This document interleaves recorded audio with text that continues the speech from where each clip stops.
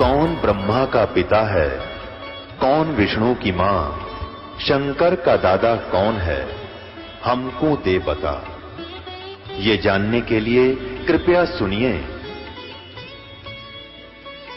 जगत गुरु तत्वदर्शी संत रामपाल जी महाराज के अमृत वचन सर्व पवित्र धर्मों के पवित्र शास्त्रों के आधार पर। आत्मा जब से मालिक से बिछुड़ी है,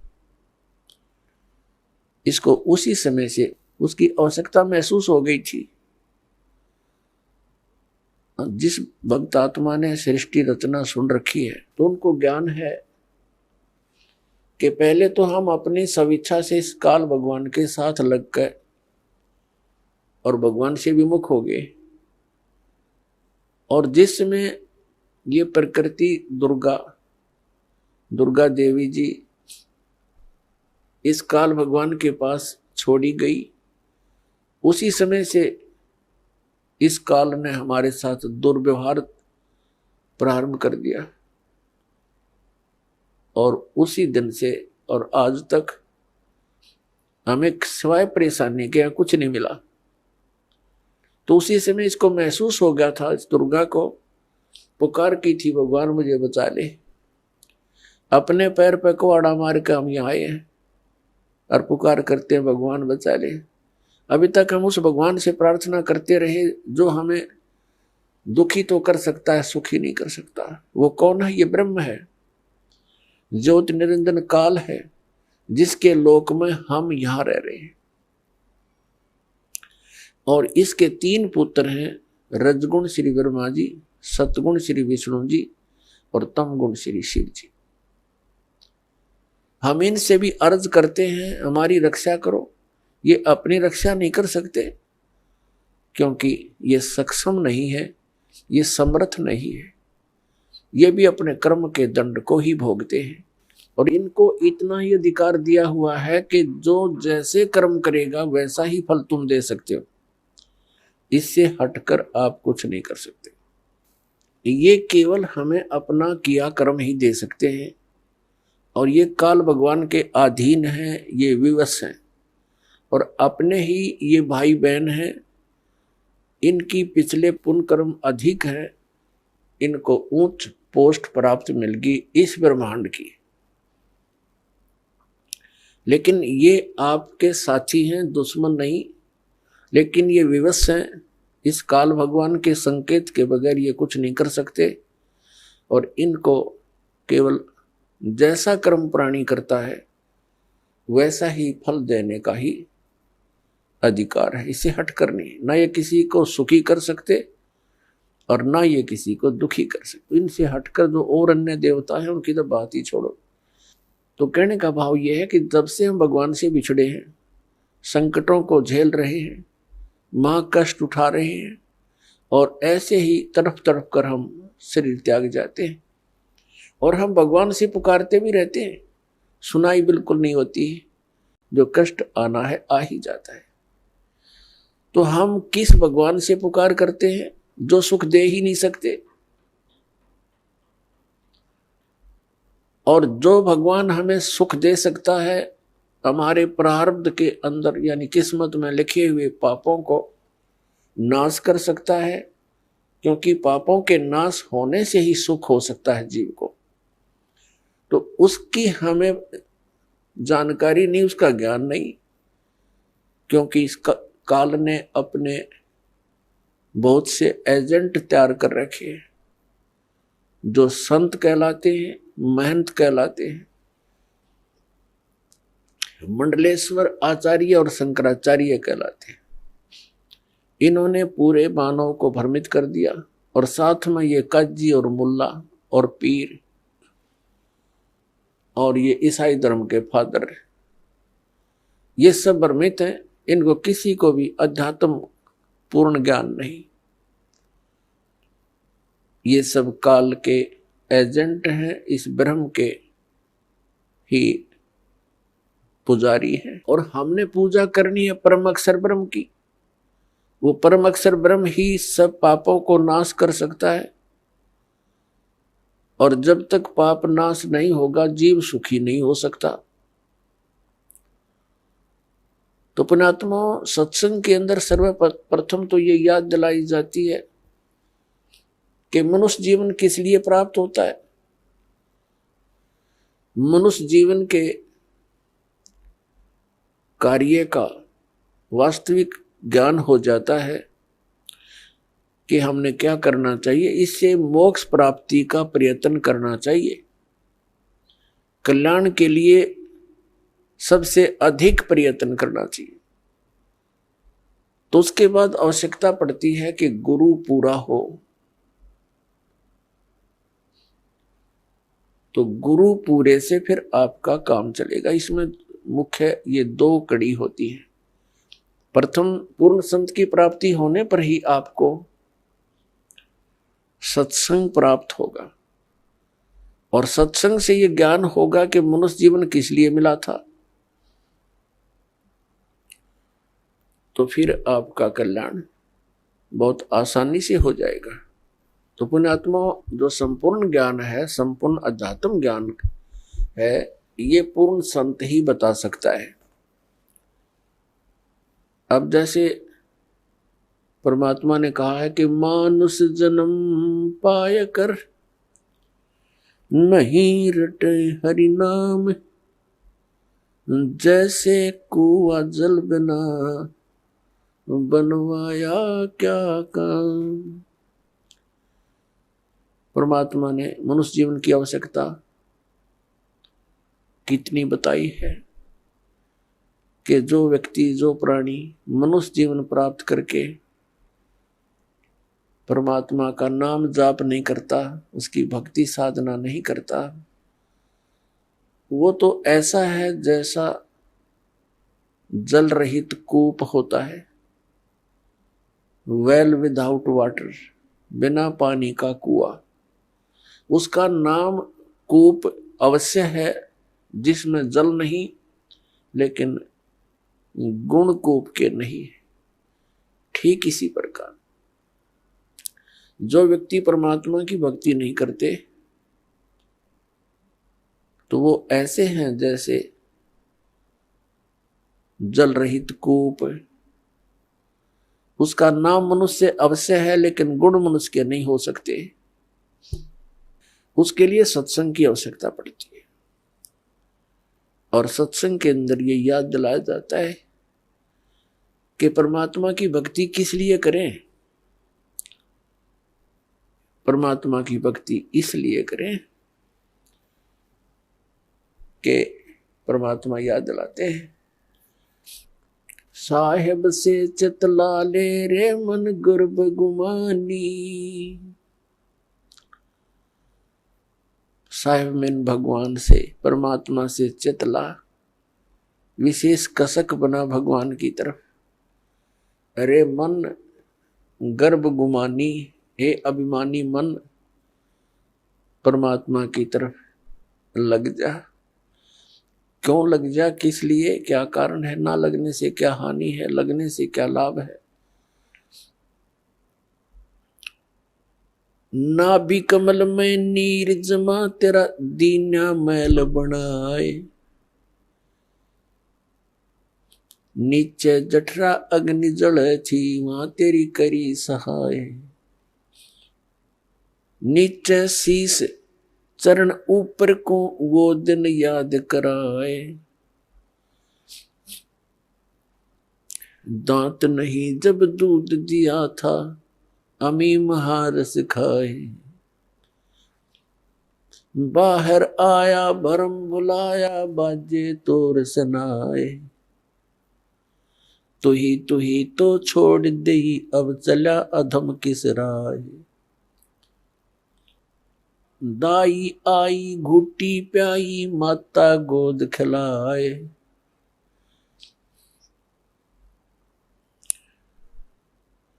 तू ही तो छोड़ दिया, इब चला अधम किस राय। अब क्या बताते हैं परमात्मा कि जब तू मां के गर्भ में था, एक विशेष संकट को झेल रहा था। नीचे को सिर था, ऊपर को पैर तेरे। और जब आपत्ति आती है, यह प्राणी परमात्मा को याद अवश्य करता है। मां के गर्भ में इस प्राणी को पूरी चेतना होती है कि मैं किस कारण से इस जेल में फंसा हूं। उस समय वो परमात्मा से अर्ज करता है, हे भगवान, एक बार मेरा संकट निवारण कर दे, मुझे बाहर निकाल दो, फिर आजीवन आपकी भक्ति करूंगा, 2 रोटी के लिए धंधा भी करूंगा, मालिक तेरी भूल नहीं करूंगा। उस समय उसको अपने पिछले जन्म जन्मांतर की फिल्में देखने को मिलती हैं अपने ही अंतःकरण में,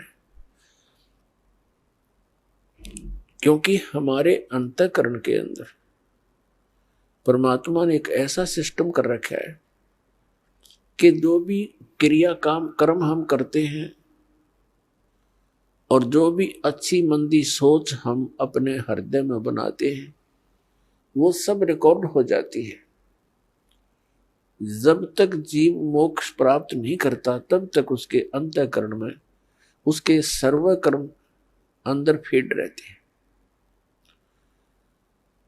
और जब ये प्राणी संसार छोड़कर जाता है, धर्मराज के पास जाते ही उसकी वो किए हुए कर्मों की फिल्म ऑन हो जाती है।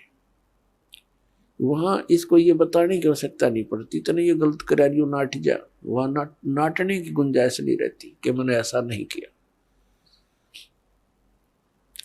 तो उस फिल्म को देखता हुआ वो प्राणी अपने पिछले मनुष्य जीवन व्यर्थ किए हुए इसको बहुत याद आते हैं और बहुत रोता है, मैं कितना जालिम था, मुझे संतों ने चेताया भी, भक्ति करने लगा भी, छोड़ दिया, फिर उन्हीं मस्तियों में लगा रहा। परमात्मा की भक्ति ना करने से आज तक मैं भटक रहा हूं। तो उस समय परमात्मा याद दिलाते हैं कि जब तू मां के पेट में था,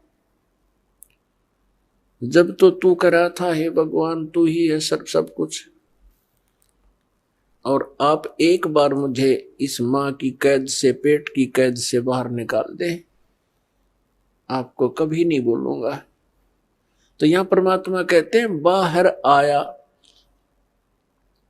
और भरम बुलाया, अब चला अधम किसरा, ए नालायक, अब कौन सा रास्ता अपना लिया तूने। क्या बताते हैं कि 12 वर्ष खेलते बीते, लीना ब्याह करवा। पहले बचपन में ब्याह हो जाते थे, उस समय की वाणी है ये। 12 वर्ष खेलते बीते, लीना ब्याह करवा, और तरुणी नारी से बना गरबारी, अब चला मूल गवा। परमात्मा ये नहीं कहते कि ब्याह ना करवाओ, कहने का भाव यू है कि इससे काम ना लगे रहो, इस मनुष्य जीवन के एक मुख्य कार्यों को और इसमें साथ जोड़ लो, और उसके बिना तो ये सारा काम व्यर्थ है, और उसके साथ हो जाने से सारी सफलता। जब व्यक्ति महादुखी हो जाता है, अपने सतर के सब प्रयत्न ये कर लेता है, चाहे राजा भी क्यों न हो, तो उसको भगवान की आवश्यकता महसूस होती है। राजा लोग भी परमात्मा के लिए साधु संतों के पास जाते हैं, आशीर्वाद प्राप्त करते हैं। तो परमात्मा हमें याद दिलाने आते हैं कि तुम भिखारी क्यों बनो, वो साधु क्या करते हैं, वो भी तो भगवान की भक्ति करते हैं, तुम भी करो, तुम स्वयं धनी बनो उस भक्ति का, याचक क्यों बनो तुम। तो वह हमारे समझ में नहीं आई, क्योंकि हम इस गाइड गणे कर रखे हैं। हमने सोच ये रखा है कि भक्ति तो वो लोग करते हैं जो गुफाओं में बैठे, भक्ति तो वही कर सकते हैं जो बिल्कुल घर त्याग कर जंगल में जा बैठे हुए फरी हैं। वह फरी नहीं है, वो तो आपसे भी दुखी है। तो परमात्मा हमें याद दिलाते हैं कि तरुणी नारी से गरबारी और चाला मूल गवा।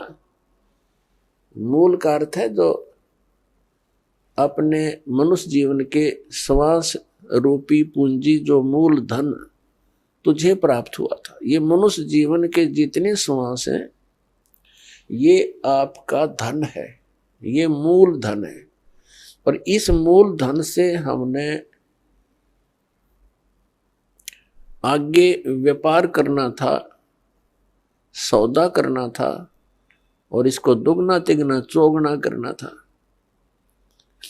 परमात्मा कहते हैं कि 3 लोक और भवन चतुर्दश सब जग सौदे आही, और दुगने तिगने और किए चौगने और किन्हु मूल गवाही। 3 लोक और भवन चतुर्दश ये सभी अपने सौदे के लिए आए हुए। जैसे कोई व्यक्ति विदेश चला गया या दूसरे शहर में चला गया 2, 4, 10 लाख रुपए लेकर व्यापार करने के वजह से कि उनकी 10 के 20 बनाऊं, अपने नेक नीति से कमाऊं, और वो उन पैसों से ही जाकर के होटल में मौज मस्ती कर रहा है, व्यापार कर नहीं रहा, बिजनेस कर नहीं रहा, तो उस मूल धन को खर्च रहा है, उसको बर्बाद कर रहा है, और एक दिन कंगाल होकर स्वदेश लौट आएगा और किसी के मजदूर लगेगा। और दूसरा व्यक्ति उन 10 लाख रुपयों से सौदा खरीदता है, बेचता है, दुगने तिगने कर रहा है, तो उसने उसका यथार्थ लाभ प्राप्त कर लिया। ठीक इसी प्रकार जो मनुष्य जीवन प्राप्त प्राणी इस पूंजी को खर्च रहे हैं, कोई मंत्री बन गया, कोई प्रधानमंत्री बन गया, कोई जज बन गया, कोई IAS IPS बन गया, कोई मैक फैक्ट्री का मालिक बन गया, ये पिछला धन है आपका। कोई मनुष्य जीवन ही आपको मिला है तो बहुत पुण्यकर्मी प्राणी है, आप धनी है भगवान के धन से। जिसको मनुष्य जीवन प्राप्त है वो मूल धन पूरा लिए हुए है। बाकी ये उच्च पोस्ट प्राप्त हो जाना, राजा बन जाना, ये उस भक्ति धन का एक एक्स्ट्रा आइटम है। ये केवल दान पुण्य का ही फल है इनका, और मूल पूंजी वो भक्ति वाली वो सबकी मनुष्य जीवन प्राप्त प्राणियों की एक जैसी है, जिनको मनुष्य जीवन मिल गया। चाहे वो रिक्शा चलाता है, चाहे मजदूर है, चाहे सेठ है, और चाहे मंत्री या प्रधानमंत्री है, कोई भी है। भक्ति धन आपका जो है नाम की कमाई वाला धन तो सबका समान है, और रहे पुण्यों का, उन पुण्यों से ये उच्च पोस्ट मिल जाती है। तो कहने का भाव ये है दास का कि जो इस मनुष्य जीवन के इस मूल धन से फिर से अपनी कमाई शुरू कर देता है, परम संत की शरण से उपदेश प्राप्त करके, फिर अपने उस दैनिक कार्य के साथ साथ ये भी एक मजदूरी करता है, तो वो दुगने तिगने और चौगने बना रहा है अपने मूल धन के। अब परमात्मा ने आकर ये ज्ञान दिया है, और यथार्थ ज्ञान को भगवान ही बता सकते हैं, जीव तो अटकल लगाया करते हैं। आप देखिएगा पवित्र 4 वेदों और श्रीमद् भगवद गीता के अंदर जो ज्ञान है वो गॉड गिवन है, और परमेश्वर कबीर जी की वाणी वो गॉड गिवन है, स्वयं परमेश्वर ने आके बोली है। और उन महापुरुषों की वाणी जो परमात्मा से परिचित हुए, जिनको भगवान आकर सीधे मिले, उनको अपने से परिचित करा के वापस छोड़ा, उनकी वाणी भी गॉड गिवन है, क्योंकि उनका अनुभव आंखों देखा है परमात्मा की उन वाणी से भी मेल खाता है। तो इस प्रकार जो 18 पुराण हैं उनको देखिएगा, वो जीव की सोच है। इन ब्रह्मा विष्णु महेश और अन्य ऋषि महर्षियों का अपना ज्ञान अनुभव है, वो वेदों से बहुत कम मेल खाता है। तो इस प्रकार हमने अन्य के अनुभव को अपने भक्ति मार्ग में सहयोग में नहीं लेना है, आधार नहीं मानना है। इस ज्ञान को सुनने के लिए, ज्ञान को समझने के लिए 18 पुराण हमारे लिए एक विशेष सहयोगी है, लेकिन भक्ति की विधि के लिए इनका सहयोग हमने बिल्कुल नहीं लेना। और उसमें जो भी भक्ति क्रियाएं बता रखी हैं वो वेदों से नहीं मिलती हैं तो नहीं लेना, उनका पालन नहीं करना हमने, तभी हम सफल होंगे। तो क्या बताते हैं, ये मनुष्य जीवन जब तक आपके पास है तो आप इससे ये लाभ उठा सकते हो। क्या बताया है कि लोहे जैसा ताव जात है, ये काया दे सराही, और तीन लोक और भवन चतुर्दश सब जग सौदे आही। जैसे कारीगर लोहे को गर्म करता है, उसको इतना गर्म कर देता है बहुत अधिक, और फिर उसको निकाल कर तुरंत उस पर चोटें लगाता है। गरम गरम लोहे पर चोट लगा करके वो जो वस्तु बनाना चाहता है बना सकता है। लोहे के जरा से भी ठंडा होने के उपरांत उसके ऊपर चाहे पूरे गणना झाड़ ले, चाहे घन मार ले, उसका कोई लाभ नहीं होगा। वो टेढ़ा मेढ़ा बन जाएगा, वो वस्तु नहीं बनेगी जिसके लिए प्रयत्न किया गया था। तो ये मनुष्य जीवन जिसका शांत हो जाएगा, जब तक मनुष्य जीवन है ये लोहा गर्म है, इस पर राम नाम की चोट मार के आप जो बनाना चाहते हो बना सकते हो। जब ये ठंडा हो जाएगा, मृत्यु हो जाएगी, फिर कुछ नहीं हो, चाहे पाछे इसकी श्राद्ध निकालते रहियो, वो तो ठंडा होने के बाद चोट मारनी है। और चाहे उसकी 13वीं करते रहियो, 13वीं 17वीं, वो तो लोहा ठंडा होने के बाद व्यर्थ प्रयत्न कर रहे हो। तो यहां क्या बताते हैं, तीन लोक और भवन चतुर्दश सब जग सौदे आही, दुगने तिगने किए चौगने किन्हु मूल गवाही।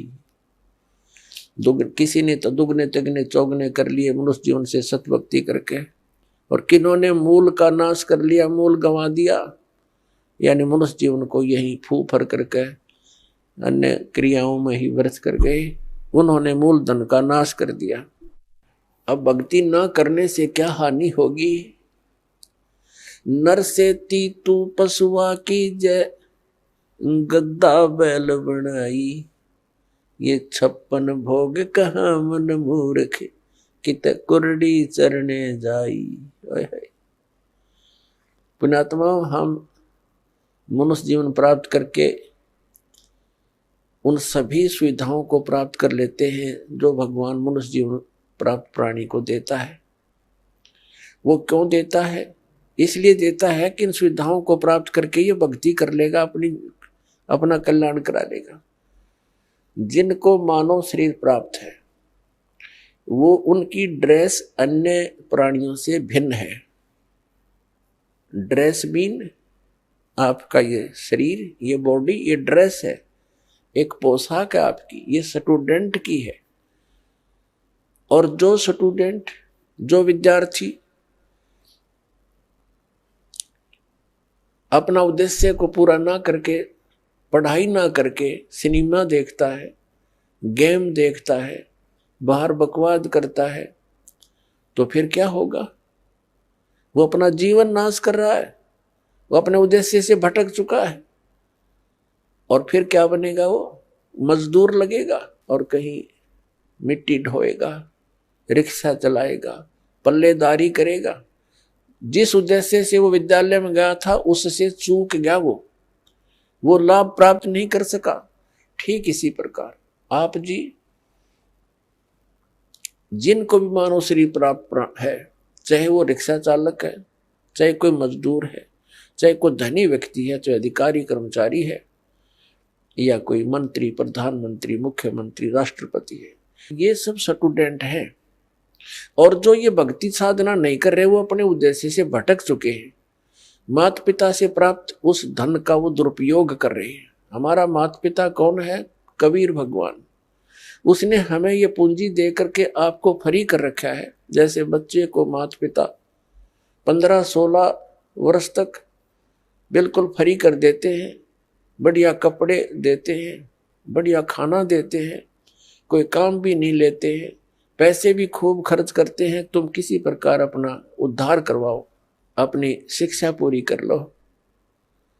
तो पुण्यात्मा, परमात्मा ने आपको वो धन देकर यहाँ एक विशेष ड्रेस परा रखी है, इसमें विशेष सुविधाएं हैं जिससे आप भक्ति कर सकते हो। बच्चे को इसलिए सुविधा दी जाती है विद्यार्थी को कि उन इन सुविधाओं को प्राप्त करके ही वो अपनी भक्ति वो पढ़ाई कर सकता है, तभी सफल हो सकता है।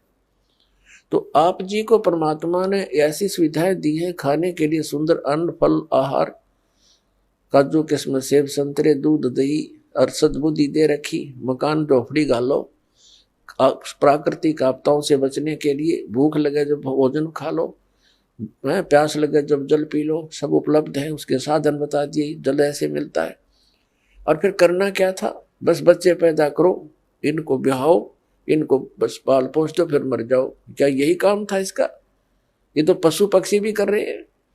इसके साथ साथ एक अनिवार्य कार्य था जिसका हमें पता चलकर भी हम इस पर नहीं चल सके, क्योंकि संत साधु जन जितने हैं वो बताते हैं, समझाते भी हैं, लेकिन उनके वचन में शक्ति नहीं, उनके पास वो पावर नहीं, उनके पास वो भक्ति मंत्र नहीं जिसे प्राप्त करके प्राणी फिर आगे इस मार्ग को आगे चल सके। जिस कारण से अब मानो नास्तिकता की ओर बढ़ रहा है। तो मनुष्य जीवन आपको प्राप्त हुआ, इसकी उपलब्धि ना करने से, भक्ति ना करने से फिर क्या होगा? नर से तीतू पशुआ की जय गद्दा बैल बनाई, ये 56 भोग कहा मन बोरे, कहीं कुरडी चरने जाई। पुण्यात्मा, जब तक हम सत्संग नहीं सुनते तब तक हमारे ऊपर इस काल के माया व रूपी भांग का घना नशा होता है। कबीर साहब कहते हैं, कबीर ये माया अटपटी, सब गट आण अड़ी, और किस किस न समझाऊं या कुएं भांग पड़ी। जिस संसार में हम रह रहे हैं, यहाँ प्रत्येक व्यक्ति के एक ही विचार हैं और एक जैसे ही उसकी गाइडलाइन होती है अपने बच्चों को कि भाई अपना बच्चे को शिक्षा के लिए भेजते हैं तो भी उद्देश्य यही बताते हैं कि तेरा रोजगार ठीक हो जाएगा। यानी जो भी ट्रेनिंग हमें मिलती है, रोजी रोटी और कपड़ा और कोठी इनके बनाने की ही मिलती है। तो उस समाज में रह कर के आप अपना उद्देश्य भूल चुके हो। सत्संग में आने से कुछ समय आपको भगवान देता है, निश्चिंत होकर सत्संग सुनते हो और बहन भाइयों से मिलते हो, उनसे भी आपको फिर धीरे धीरे ये ज्ञान सुनने को मिलता है, तो आपकी रुचि बन जाती है। तो परमात्मा क्या बताते हैं कि आप मनुष्य जीवन प्राप्त हो, आपको कितनी सुविधा प्राप्त है। जब भूख लगती है खाना खा लेते हो, प्यास लगती है पानी पी लेते हो, गर्मी सर्दी से बचने के लिए मकान बना लिए। ये वैसे मकानों की आवश्यकता हमने इतनी चाहिए थी कि आवश्यकता से अधिक ना बनाए इनको। ये हमारा भक्ति बाधक है। जो भक्ति करना चाहते हैं, मोक्ष कराना चाहते हैं, तो उनको इन सब नियमों को फॉलो करना पड़ेगा जो बताए जाते हैं, क्योंकि वो भक्ति में बाधक है। और जो भक्ति बाधक है आप उनको भी साथ लेकर चल रहे हो, तो आप ऐसा कर रहे हो जैसे किसी पशु के गल में लठ बांध दिया करते सा मोटा रस्से में गाल के। अब वो चल नहीं सकता उस स्पीड से जैसे उसे चलना चाहिए, चला गट्टिया पर लग गए। तो आप जी इन मर्यादाओं को पालन ना करके और भक्ति रूपी मार्ग पर चलने की चेष्टा करोगे, आप नहीं सफल हो सकते। तो इसलिए हमने ज्ञान के आधार से इन बुराइयों को, इन कुरीतियों को और सांसारिक परंपराओं को भी त्यागना पड़ेगा, तब हम इसमें सफल होंगे। फिर अपनी बड़ी स्पीड से चलेंगे। जैसे मकान बना लिया, ठीक है, आजकल परमात्मा ने दया कर रखी है, बढ़िया सुविधा आपको प्राप्त है, मकान बना लो, जैसा आवश्यक हो उतना ही, केवल उसी के लिए कि बढ़िया कोठी बनाऊं, लोगों का प्रशंसक बन जाऊं। ये हमारी अपनी सोच होती है, अध्यात्म मार्ग नहीं है। तो मकान बनाओ जितना आवश्यक हो और जितनी आपकी जेब अलाउड करती हो, आवश्यकता से अधिक खर्च मत करो। हमारे पूर्वज आपने देखे होंगे, हमने तो खूब याद है, झोंपड़ियों में टाइम पास करके कई कई पीढ़ी उनका तो इतना काम है, एक चारपाई डालनी आपने, चाहे 10 कमरों का मकान है आपका, एक कमरे में एक कोने में 3x3 बाई 7 फुट की जगह चाहिए आपने। घुटने तो घुड़िया तो मोकली है। कबीर साहब तक कहते हैं घर तो 3.5 हाथ और गढ़ा तो 4.25 कहे कबीर अधिका कहे उसको नहीं विचार। ये मनुष्य की जो शरीर है 3.5 हाथ का होता है। परमात्मा कहते हैं आपने घर 3.5 हाथ की आवश्यकता है, घना बनाओ तो 4.25 अरे से फालतू बनाओ है तो मूर्खता है तेरी। फिर भी परमात्मा का कहने का तात्पर्य है कि आवश्यकता से अधिक कोई भी वस्तु आप संग्रह करते हो आपकी भक्ति का बाधक बनेगा, क्योंकि समय वेस्ट व्यर्थ जाएगा। कोठी बना ली, 1-2 लाख अपने पास से लगा लिए, 3 लाख कर्जा कर लिया। अब जब तो कर्जा ले लिया, ऋण ले लिया, पता नहीं चला 1 महीने के बाद मांगने वाला आने लग जाएंगे। चैन गई, रात न नींद आवा नहीं, और भक्ति का भी नाश। वह को ठीक है काम आई आपके। तो इस प्रकार हमने भक्ति मार्ग में जो बाधाएं हैं उनको त्यागना पड़ेगा। अब क्या बताते हैं, परमात्मा ने हमें कितनी सद्बुद्धि दे रखी है, और ये भक्ति ना करने से इन कोठी बंगले बनाने में और धन बढ़ाने में अपना जीवन व्यर्थ कर जाएंगे, तो फिर क्या होगा। नर से तू पशुआ कीजिए, नर से फिर तू पशु बनेगा। नर से तू पशुआ कीजिए, गद्दा बैल बनाई, अरे सुंदर भोजन का मन बोरे कि तो कुर्डी सरने जाई। ओए होए, अपने आत्मा इतना कुछ सुनकर भी हमारे यह बात अंदर जगह बनाती नहीं, क्योंकि हमें ये सब सुविधाएं उपलब्ध है और हर समय है, और ये तो आपके अंतिम सांस तक आपको रहेंगी जब तक मनुष्य जीवन में हो। क्योंकि माता पिता बच्चों को जब तक वो कॉलेज स्कूल नहीं छोड़ता वो सुविधा देता ही रहता है, और जो बच्चा उसका सदुपयोग ना करके आता है तो फिर वो बहुत दुख उठाता है। तो इस प्रकार इस सत साधना करने से, भक्ति करने से मोक्ष होना था, जहां जाने के बाद फिर लौटकर कभी संसार में नहीं आते, वहां हमें बहुत सुख होना था। जैसे बच्चा विद्यालय में पढ़ता है, कॉलेज में पढ़ता है, महाविद्यालय में, उसको वहां कुछ नहीं मिलना, वहां से उसको विद्या प्राप्त हुई, उस विद्या के आधार से उसको अन्य फील्ड में वहां जाकर के वो सुविधाएं मिलनी है। ठीक इसी प्रकार हमें इस पृथ्वी पर जो हम चाह रहे हैं, हमें यहाँ नहीं लेनी चाहिए इसकी सुविधाएं। ये तो कॉलेज में मौज मार रहे हैं हम, ये सोच लो पृथ्वी की कोई भी वस्तु हम डिमांड कर रहे हैं या इसी में लगे रहे हैं, भक्ति की नहीं, तो हम कॉलेज में मौज मार रहे हैं, वो बहुत हानिकारक होगी। इसका लाभ हमें सतलोक में मिलेगा। सतलोक के बारे में आज तक जो जानकारी हमें प्राप्त हुई है, हमें मीन आप जी को इस दास के वचनों से पहले, तो वो कैसी जानकारी प्राप्त हुई है। सतलोक का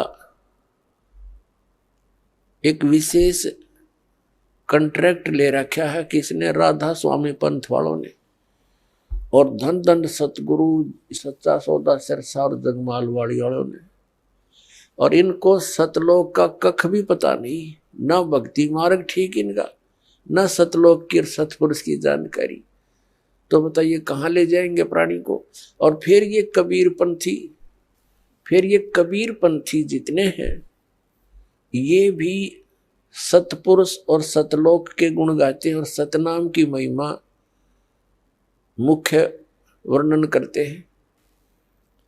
इस दास ने इन सभी पंथों के ग्रंथों को बहुत गहराई से जाना, समझा, पढ़ा, और फिर परमात्मा से प्राप्त उस यथार्थ ज्ञान से तुलना की।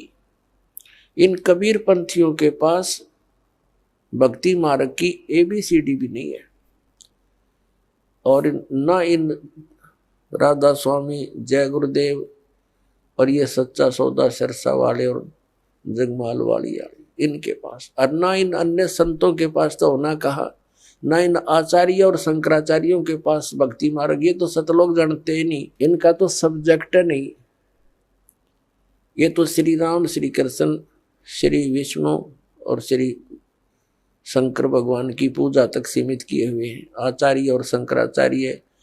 और ये सुधांशु जी महाराज और ये आसाराम जी महाराज और ये सतपाल जी महाराज और ये बालयोगेश्वर जी महाराज और ये सारे कृपालु जी महाराज और ये दूसरे जितने ये ब्रह्म ऋषि कुमार, ये इस तरह के सारे ये कख निन के पास भक्ति मार्ग का।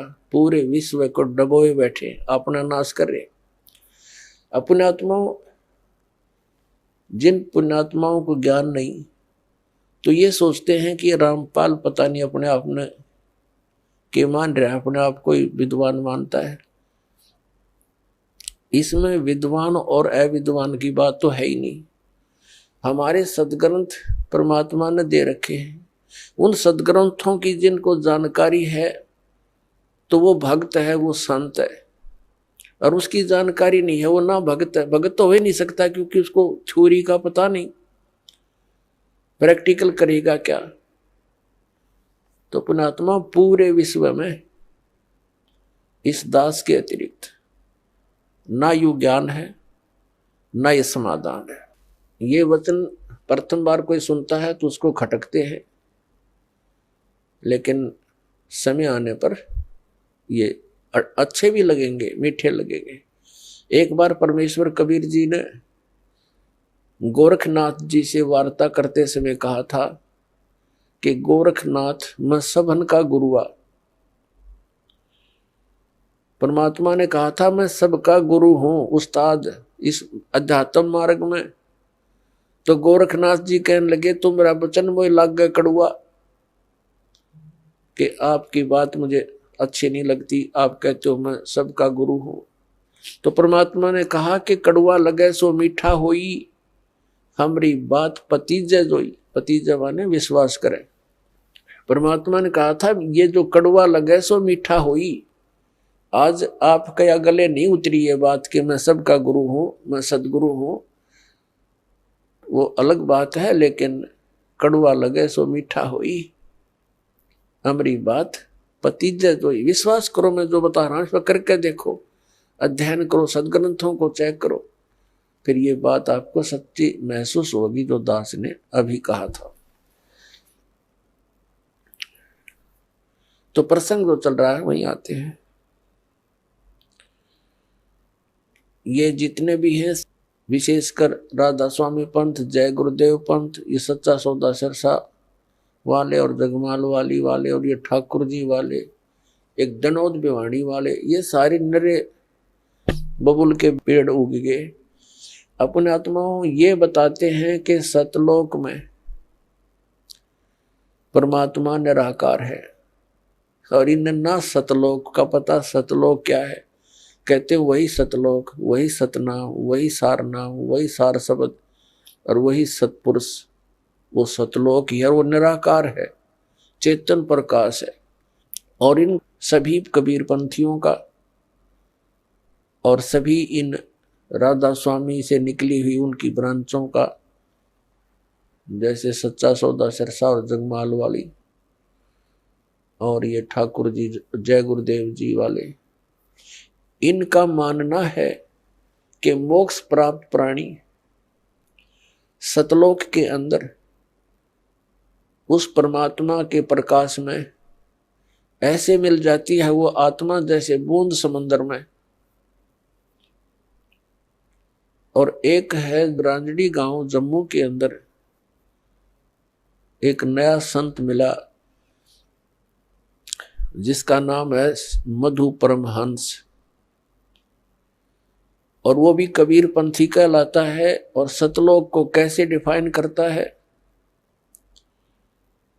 सृष्टि रचना सुनाते समय उसने क्या बताया है कि पहले परमात्मा गुप्त थे, फिर उन्होंने एक शब्द उच्चारण किया, उससे एक अद्भुत प्रकाश बन गया।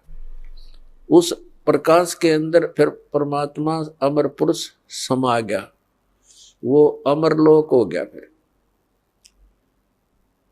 फिर अमरलोक बन गया, यानी वो परम पुरुष भी, अमर पुरुष भी, अमरलोक फिर एक हो गया, वो प्रकाश पुंज। और फिर कहते हैं उस प्रकाश ने परमात्मा को ऐसे छटक दिया, अपने आप को ऐसे छटक दिया, उसमें से बूंद सी बन गई, ऊपर जानते फिर उल्टी आ गई। जैसे जल की बूंद ऊपर को फेंकी जाए, जल में आकर मिल जाती है, पर वो मिली नहीं, वो कण कण से बन गए, बिंदु से बनकर जीव बन गए, घूमने लग गए उस प्रकाश में। वहां जाकर उसके हिसाब से मोक्ष प्राप्त प्राणी वो हंस बनकर जाते हैं, और वो डॉट बिंदु बनकर ऐसे घूमते हैं जैसे मछली जल में उस प्रकाश में भटकती है। ये कहता है कि मेरे पास जो वस्तु है ब्रह्मांड में नहीं। अब उसका सारा जाड़ा लेकर और गांठ बांध दी उसकी, अब दिखा देंगे वो कैसा क्या है उसके पास वस्तु। तो अपने आत्मा परमात्मा ने दया बख्शी है अपने ऊपर, इस दास के ऊपर दया बख्शी है, वो दिव्य दृष्टि दे दी इस ज्ञान को समझने की और इनके अज्ञान की परख करने की, और वो आपको आसानी से करवा देगा। दास 2 मिनट में समझ जाओगे वास्तविकता क्या है। एक तो इसका विधान है श्री मधु परमहंस रांजड़ी वाले का, जम्मू वाले का।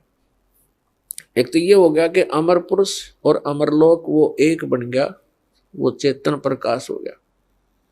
और फिर ने कहा सार नाम भी, आदि नाम भी, और सार शब्द भी, विधेय शब्द भी, वो अमर पुरुष ही है। अमर पुरुष वो बने गया अमरलोक, यानी वो सारा कुछ हो चेतन प्रकाश को, ये अमरलोक भी, सार शब्द भी, सार नाम भी, विधेय नाम भी, आदि नाम वही, सतनाम भी वही, अमरलोक भी वही, सतपुरुष भी, अमर पुरुष भी वही, और सार नाम भी वही। आ गया वहीं जहां से शुरू हुए थे। ए भगवान, ये भोली आत्माओं को क्या पता भी महात्मा जी पहुंचे होंगे, सतलोक देख कर आएंगे। खक देखा उन्हें, सतलोक के अंदर ऐसी ही सृष्टि है, ऐसे ही मनुष्य, वह पशु पक्षी नहीं है, ये कीड़े मकोड़े नहीं है, जो वहां सदाबहार वृक्ष है, और सदाबहार वहां के काजू किस्मत सेब संतरे और फल फूल फ्रूट सारे सदाबहार हैं।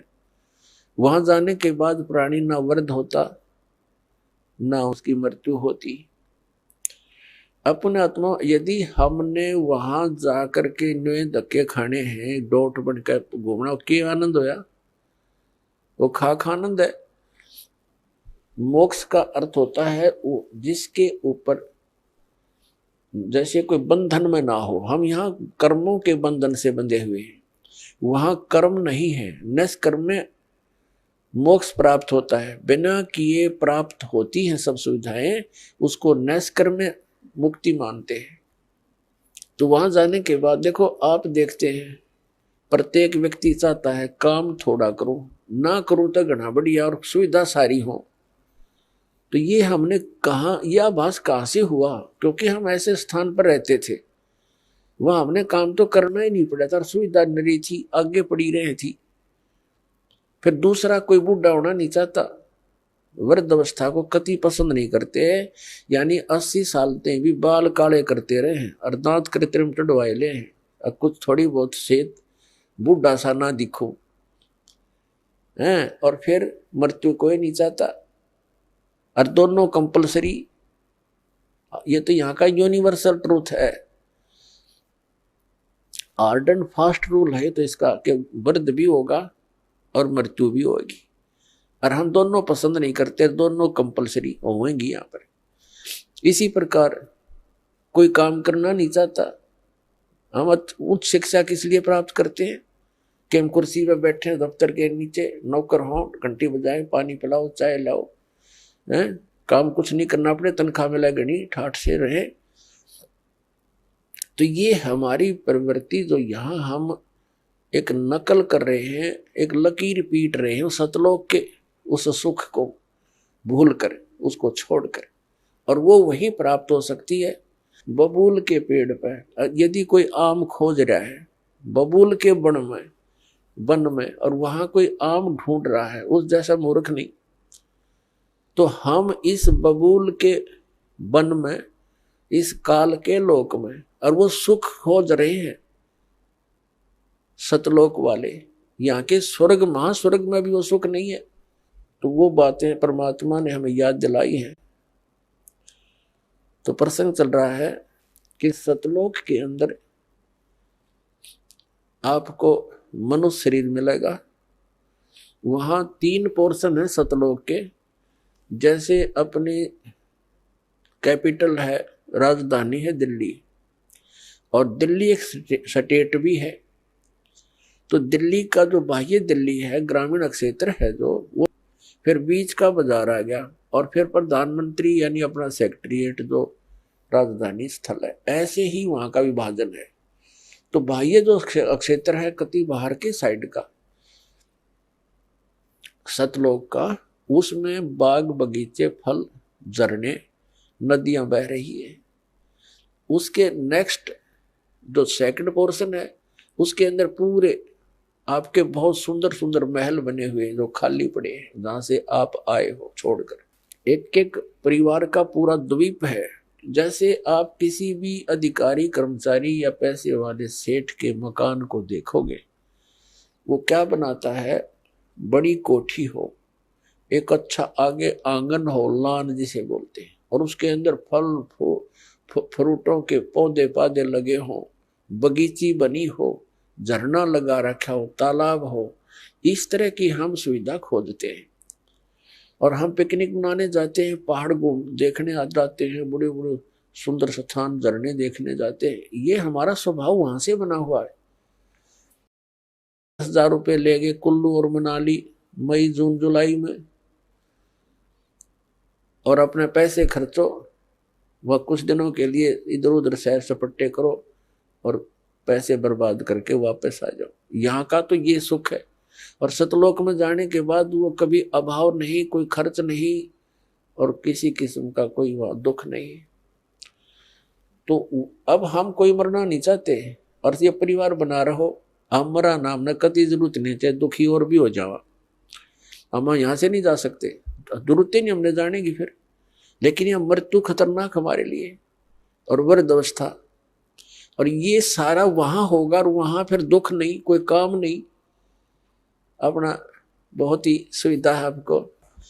वहां भी आपको परमात्मा की याद बनी रहती है। परमात्मा की जो सिमरन वहां भी आपने करना होता है, उस सिमरन का इतना आनंद आता है। कई व्यक्ति सोचते हैं फिर वहां करें क्या, वहां परमात्मा की याद, वहां बहुत सब सुविधाएं हैं जो या वर्णन नहीं कर सकते। वहां आपको पता भी नहीं चलता कितना समय बीत जाता है, और आप सदा सुखी रहते हो। कोई राग द्वेष नहीं, कोई ऐसी चीज का अभाव नहीं जिससे राग द्वेष बने। कोई ऊंचा बड़ा नहीं, छोटा बड़ा नहीं, वहां पर सबको एक जैसी सुविधा है। तो ये सतलोक के अंदर सभी सुविधाएं हैं, और वहां पूर्ण मोक्ष है वो प्राणी, कोई प्रतिबंध नहीं। क्योंकि जितने भी यहाँ कानून बनाए जाते हैं निकम्मे आदमियों के लिए बनते हैं। जो नागरिक अच्छे होते हैं वो तो वैसे ही अपना सद्भावना से रहते हैं, वो कोई अपराध करते नहीं। आइए अब हम उन श्रद्धालुओं के अनुभव जानते हैं जो जगत गुरु तत्वदर्शी संत रामपाल जी महाराज जी से दीक्षा प्राप्त कर चुके हैं तथा उनके द्वारा बताए गए भक्ति मार्ग पर चल रहे हैं। नमस्कार सर। नमस्कार सर जी। सर क्या नाम है आपका? मेरा नाम सुरेंद्र सिंह दफोटी। सुरेंद्र जी आप कहाँ से हैं? मैं जिला बागेश्वर उत्तराखंड से हूँ। सुरेंद्र जी, संत रामपाल जी महाराज से नाम दीक्षा आपने कब ली? संत रामपाल जी महाराज जी से नाम दीक्षा 2017 को ली। सुरेंद्र जी, अभी तक क्या क्या भक्ति साधनाएं की हैं आपने? भक्ति साधना तो जो हमारी रीति रिवाज पुरानी हिंदू धर्म से है उनसे चलते हुए भक्ति क्या करते थे। आर्मी में था पहले सर, मैं बहुत ज़्यादा नशा करता था और इतना नशा करता था कि मैं उस नशे सभी चीज़ें, शराब जैसे कि शराब हो गया और चरस हो गई और जुआ वगैरह भी खेलता था। तो ताकि मैंने उस नशे के कारण अपनी नौकरी भी त्याग दी और ट्रांसपोर्टिंग ट्रक वगैरह थे वो भी सब बेच दिए, तो मेरे पास कुछ नहीं बचा। तो मैं इतना परेशान हो चुका था, मैंने जब लास्ट ट्रक बेची तो मैं इतना नशा करने लग गया था कि डिप्रेशन में चला गया था मैं, बस नशा। और मुझे फिर भगत मती ने क्या किया कि निर्माण में नशा मुक्ति केंद्र में एडमिट कर दिया। नशा मुक्ति केंद्र में एडमिट होने के कारण मैं फिर घर आता था, फिर पीना शुरू करता, फिर नशा मुक्ति, यानी कि 5-10 बार मैं नशा मुक्ति केंद्र में चला गया था।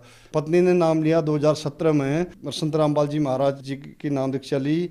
तो उसके बाद में मेरे को वो एडमिट करके गई वहाँ नशा मुक्ति केंद्र में। उसके बाद वहाँ आके मुझे ज्ञान गंगा दिया, उन्होंने दिया तो मैंने पढ़ा उसमें से, उससे मुझे लगा कि हाँ ये कुछ और ही है इसमें ज्ञान। उसके बाद मैं बाहर आया, बाहर आने के बाद में फिर मेरे वो नशा करने से मेरा उससे पहले जो था मैं इतना मतलब वो हो गया था, मैंने पॉइजन खाने की भी काफ़ी कोशिश की। और उसके बाद मैंने जो वो सल्फास की डिब्बी होती है वो मैंने स्कूटी के अंदर भी रखी थी कि मैं कभी भी, मैं मौका मिलना चाहिए था मेरे को कि मैं उसी समय वो मैं सल्फास खा लूँगा। तो यहाँ तक की मेरी कंडीशन थी भगत जी। उसके बाद में मैं क्या कहते हैं घर में लाए मुझे भगत जी लोग आए घर में, सर लोग आए थे, उनने समझाया मुझे तो कुछ समझ में नहीं आया। फिर मैं संत रामपाल महाराज जी का सत्संग देखा और इंटरव्यू सुनता था तो उससे कुछ समझ में आने लगा मेरा। फिर अचानक मेरी प्रेरणा बनी कि नानक दीक्षा लिया मैंने 2017 में। सर, जैसा कि आपने बताया कि आपने आत्महत्या करने की भी सोच ली थी, आपने कहा कि आपके पास और कोई चारा भी नहीं रह गया था, आपकी सारी प्रॉपर्टी खत्म हो गई थी। फिर जब आपने संत रामपाल जी महाराज से नाम दीक्षा ली तो आपको क्या लाभ मिले? क्या आपका नशा छूट पाया? तत्वदर्शी संत रामपाल जी महाराज जी से नाम दीक्षा लेने के बाद मेरे सारे नशे छूटे। दूसरा जो शारीरिक मेरी बीमारियां शुरू हो रही थी वो बीमारियां सारी ख़त्म हुई। बीमारियां जैसे कि पाइल्स की बीमारी शुरू होने लग गई थी, यानी कि सांस की बीमारी भी मेरे को, मेरे सांस मतलब ज़्यादा गर्मी से वो रुकने लग गया था। और काफ़ी ऐसी छोटी छोटी बीमारियां काफ़ी थी। तो उससे मैं मजबूर होकर वो जहर भी ना चाह रहा था कि मैंने बोला अब पैसा है नहीं मेरे पास में, कुछ नहीं है, तो मैं ये चीज़ मेरे लिए वही है लास्ट है। संत रामपाल जी महाराज जी के शरण में जाने के बाद में भगत जी मतलब छू मंतर जैसे मैंने सोचा भी नहीं था कि मतलब ऐसा होगा करके कि ये तो चलो मैं एक अजमा लेता हूँ वाली बात। वो तो मैंने काफ़ी अजमाया हुआ था, काफ़ी चीज़ें अजमाई थी, लेकिन वो चीज़ें मैंने बोला चलो इनको भी अजमा लेता हूँ करके वो चीज़ की। लेकिन वो दिन है, आज का दिन है भगत जी। मैं बहुत बिगड़ा हुआ था, मैं हर चीज़ में मतलब अब स्पोर्ट्स वाला आदमी करता ही है, उल्टे सुलटे काम करना, ये मतलब हर चीज़ में वो चीज़ अभी मैं सब शांत हो चुकी हैं। बॉक्सिंग से मैंने सबसे यानी कि जो इसमें हमारा सेना का तीनों सेनाओं का रहता था उसमें से मेडल लिया हुआ है और उसमें पार्टिसिपेट किया हुआ था नेशनल में। तो वो सारी चीज़ें भक्ति के बाद में जो अभी अब सोच में आ रहा है कि हम ये पहले से जुड़े होते तो आज तक शायद भक्ति मार्ग में ठीक ठाक होते। चलो अभी भी जुड़े हैं लेकिन अभी भी मार्ग सही मिला हुआ है गुरु जी का, संत रामपाल जी महाराज जी का, तो वो सही है। और लाभ तो काफ़ी मिले हैं भगत जी, अपने पारिवारिक लाभ। और काफ़ी मैं एक बार जैसे अभी फ़िलहाल जो सप्लायर का काम और बिल्डिंग मटेरियल सप्लाई का काम करता हूँ, तो मैं मेरी कहीं गाड़ी आई हुई थी, वहाँ जा रहा था, पहाड़ में बैंड होते हैं, तो बैंड में ऐसे आ रहा था तो वहाँ से बोलेरो कार आ रही थी, बोलेरो स्पीड में थी, मैं भी स्पीड में था। तो देखने जो बंदे बैक साइड में धूप सेक रहे थे वो देख रहे थे, तो उन्हें मतलब गया एक बंदा, मैं इसको तो टक्कर मार देगी वो करके। और मैंने भी सोच लिया था कि मैं मेरा इस दाहिने हिस्से में जो है गाड़ी मारेगी करके, लेकिन मैं साबुत आगे निकल के और पीछे देखा मैंने, वो कार आगे चलेगी और मैं ठीक ठाक बच गया। ये गुरु जी की, संत रामपाल जी महाराज की ये कृपा हुई। सर, जैसा कि आपने बताया कि आप इंडियन आर्मी में एक ऑफिसर रैंक के पद पर थे, आप नशा करते थे, नशे के लिए आपने अपनी नौकरी छोड़ी, नशे में ही आपकी सारी प्रॉपर्टी बिक गई और लास्ट में आप अपना शरीर भी छोड़ना चाह रहे थे। आप बहुत सारे नशा मुक्ति केंद्र में भी गए लेकिन आपका नशा नहीं छूटा। फिर आपने संत रामपाल जी महाराज से नाम दीक्षा ली और आपका नशा छूट गया। सर, यहाँ पे सवाल ये बनता है कि आप नशे के लिए अपना शरीर भी छोड़ना चाह रहे थे लेकिन फिर भी आपका नशा नहीं छूटा, तो संत रामपाल जी महाराज ने आपको ऐसा क्या दिया जो आपका नशा एकदम से छूट गया? एक तो जो उनके नियम है, उस नियम को जो फॉलो करेगा तो उससे सारे आदमी इसने वैसे ही ठीक हो जाना है। दूसरे जो वो उसके बाद में मंत्र देते हैं, जो हमें मंत्र देते हैं जो नाम दीक्षा के बाद में, उन मंत्रों में इतनी ताकत होती है कि अगर सही ढंग से जिस हिसाब से बता रखे उस हिसाब से करो तो वो चीज़ सब नशा क्या उसमें तो बड़ी बड़ी चीज़ें छूट जाती हैं। वो नशा तो मेरा ऐसा चुटकी में छूटा जो कि मैं काफ़ी सालों से छोड़ना चाहता था। जब मैं स्कूल से लेवल में था तब से छोड़ना चाहता था, लेकिन छूटता नहीं था। तो थोड़ा सा मौका मिल जाए फिर पीता था। लेकिन उस भक्ति में इतनी ताकत है कि वो सभी चीज़ जो भी गलत काम है उनको सबको साइड कर देती है। सर, ये बहुत अचरज की बात है। आप देव भूमि से बिलोंग करते हैं। उत्तराखंड को देवों की भूमि कहा गया है। आपके यहाँ केदारनाथ धाम है, बद्रीनाथ धाम है, तो इन सब धाम को छोड़कर आप संत रामपाल जी महाराज जी की शरण में आए और आपने बताया कि आपको जो संत रामपाल जी महाराज ने मंत्र दिया उससे आपका नशा छूट गया। तो क्या ये मंत्र केवल संत रामपाल जी महाराज जी के पास ही है और आपको कहीं ये मंत्र नहीं मिला? जी, मेरे को ठीक होने के लिए मेरे घर वालों ने क्या, मेरी पत्नी ने क्या, काफ़ी कोशिश की। यानी कि गढ़वाल से लेकर के जितने हमारे कुमाऊँ के गुरु अगर वगैरह ये भूख झाड़ फूक करने वाले जितने से सबको पूजा मैं, यानी कि बहुत ज़्यादा खर्चा होता था, वो खर्चा किया, लेकिन कहीं किसी की बस की बात नहीं कि मैं 1-2 दिन ठीक रहूँगा फिर वैसी, 1-2 दिन ठीक रहूँगा फिर वैसी। तो वही मैं समझ के चलता था कि हाँ चलो ये वाली नाम दीक्षा लेने वाली बात कर रहे हैं, संत रामपाल जी महाराज जी के पास जाने वाली बात कर रहे हैं। चलो इतनी सारी चीज़ें तो मैंने कर ली। मैंने कश्मीर से कन्याकुमारी, क्योंकि मैं आर्मी में रहा हूँ, मैंने हर शहर हर चीज़ देखी हुई है, सब चीज़ मैं मुसलमानों के उनके पास में गया हूँ कि जो ये होते हैं पीर जो होते हैं उनके पास भी गया। उन्होंने किसी भी मैंने वो झाड़ फूक करने की कोशिश की, लेकिन उससे भी कुछ नहीं हुआ। लेकिन मैंने इतनी सारी चीज़ें मैंने कर ली हैं, तो मैं एक बार चलो ये जो कह रही थी ज़बरदस्ती कर रहे हैं, मैं एक बार ठीक है मैं मानता हूँ उनकी बात में, क्योंकि मैं जब रामपाल जी महाराज के शरण में तब आया। जब मैं शरण में गया तो मुझे यकीन नहीं था फिर भी कि मैं ये होगा करके। सिर्फ मैं इंटरव्यू जब देखता था तो उससे पता हाँ फ़र्क तो हुआ है। लेकिन जब मुझे नाम दीक्षा लेने के लिए जब मैं वहाँ गया, वहाँ जब मुझे वो चीज़ बताई गई कि ये चीज़ करनी, तो वो मैंने करीबन 1.5-2 महीने से तो मैंने प्रॉपर ऐसे की कि मैंने सोचा कि देखता हूँ मैं अगर इतनी शक्ति इनमें होगी तो मैं ठीक हो जाऊँगा। और मैंने की प्रॉपर ढंग से जो चीज़ें बताई मेरे को, तो मैं वो चीज़ें सब निकल गई। और संत रामपाल जी की कृपा से मैं आज के डेट में ठीक हूँ और समाज में बैठने लायक उठने लायक हूँ। जो मंत्र नाम दीक्षा के अंदर संत रामपाल जी महाराज द्वारा दिए गए हैं, उन मंत्रों में इतनी शक्ति है कि वो मंत्र विश्व में तत्वदर्शी संत के पास ही होता है, वही देते हैं, और बाकी वो किसी के पास नहीं होता। न वो किसी के और के देने से, और के पास तो हो ही नहीं सकता, लेकिन उन्हीं के देंगे तो उनसे फ़ायदा होता है। उन मंत्रों में इतनी ताकत है कि हम उनको जिस हिसाब से बताया गया है उस हिसाब से उनको फॉलो करेंगे तो वो चीज़ से फ़र्क होता है। सर, जैसे कि आपने बताया कि नशा मुक्ति केंद्र में पैसे लगते हैं, जितने दिन आपके पास पैसे हैं उतने दिन आप वहाँ रुक सकते हैं, तो क्या संत रामपाल जी महाराज जी के आश्रम में भी पैसे लगते हैं? नहीं भगत जी, वहाँ पैसा कहाँ, वहाँ तो आश्रमों में जाने से ऐसा लगता है कि हम कहीं और ही चले गए। वो कोई पैसा नहीं, ऐसा घी में बना हुआ खाना मिलता है। संत रामपाल जी महाराज जी के आश्रमों में इतनी सुविधाएं हैं, भगत क्या जगत क्या सबके लिए जो वहाँ पर आते हैं सुनने के लिए, कि वो कहीं जो भी आता है वो मतलब ऊपर ही बात करता है कि यार तो बहुत अच्छा है ये है। सर, अब आखिरी सवाल आपसे, संत रामपाल जी महाराज से नाम दीक्षा कैसे ले सकते हैं? तत्वदर्शी संत रामपाल जी महाराज जी से नाम दीक्षा सत्संग में नीचे से एक पट्टी आती है, उसमें नंबर होते हैं। हर डिस्ट्रिक्ट में नामदान केंद्र हैं, नामदान नज़दीकी नामदान केंद्र में उनमें फ़ोन करके आप नामदान केंद्र से संत रामपाल जी महाराज जी की से नाम दीक्षा ले सकते हैं। सुरेंद्र जी, हमारे चैनल पर अपने अनुभव बताने के लिए आपका बहुत बहुत धन्यवाद। सच्चाई।